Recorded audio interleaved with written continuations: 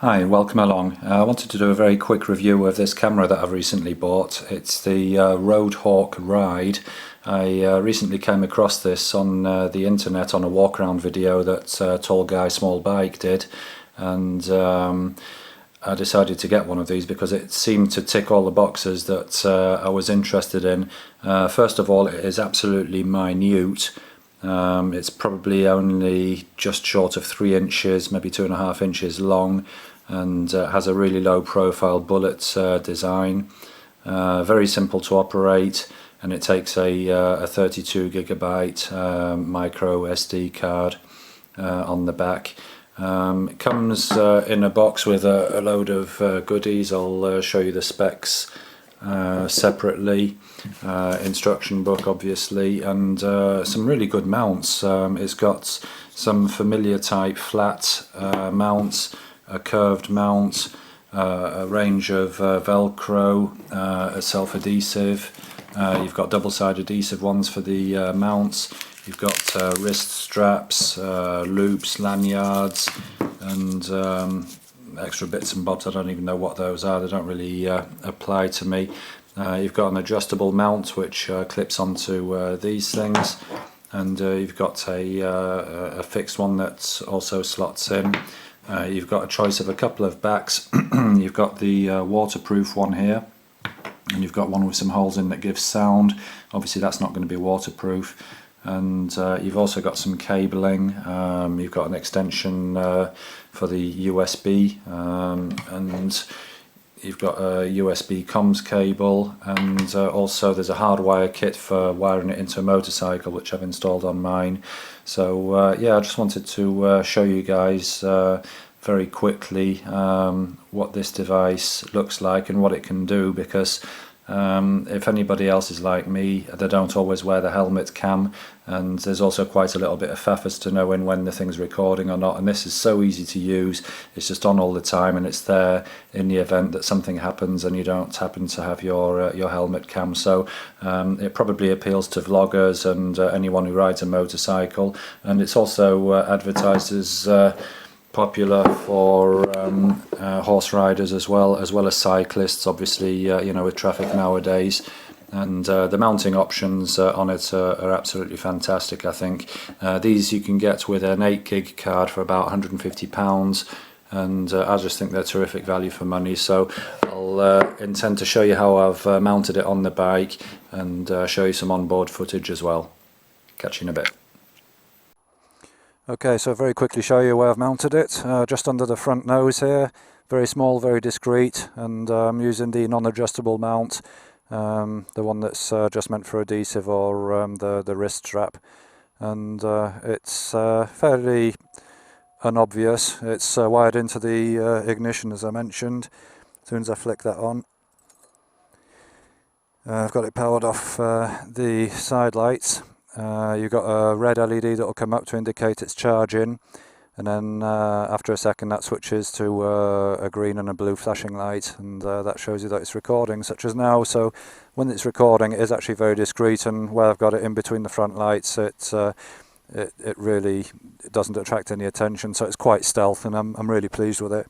So yeah, let's set off, do a quick bit of onboard footage. Just make sure this is recording. Yes, it is. And the time's coming up to 20 to 8, so the light is fading quite rapidly. Probably good conditions to give you an idea of what the quality is like. Records at 30 frames per second in 720p.